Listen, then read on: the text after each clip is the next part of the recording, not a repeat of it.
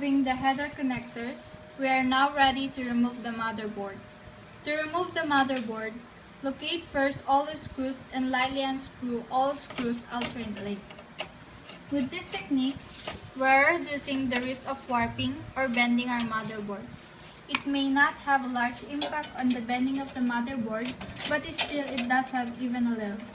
Upon lightly loosening all screws, remove all screws then. Remove the motherboard by carefully and lightly pulling it away from the I/O shield. Why? Because we need to free the ports that are fitted from the holes in the I/O shield.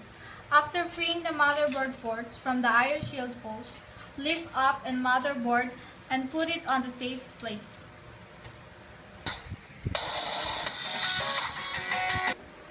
We are now going to assemble your computer. Since the motherboard was last to be removed, it should then be the first to put back. Remove the retaining screws from the standard screws of the motherboard and let the motherboard sit on it with the ports facing out towards the I/O shield. Lightly push the motherboard to set its ports to the holes of the I/O shield. Put the retaining screws on the motherboard screw holes, but do not tighten it yet. Now, be careful in doing this one, and if this is your first time doing it, it is best if you lend a hand for assistance. Lightly push the motherboard towards the I/O shield and lightly tighten the motherboard retaining screws, alternately until all screws are tight enough but not too tight. This is to ensure that your ports are protected.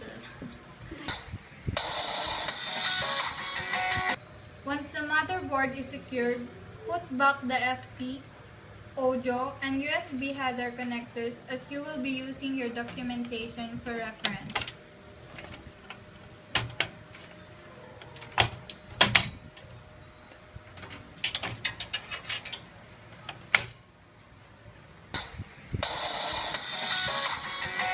Put back the drives to the correct drive bay.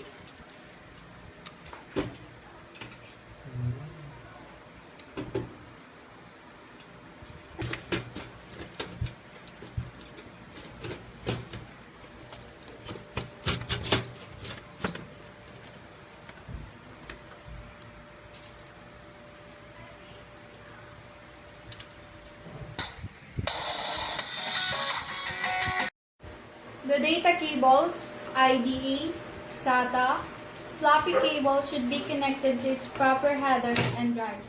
Remember the proper configuration of the placement of the cables, especially if you are dealing with IDE cables. After the data cables are properly connected, put back the power supply and secure it with the screws you removed earlier. After securing the PCU to the chassis, connect the power connectors to the drives and the motherboard.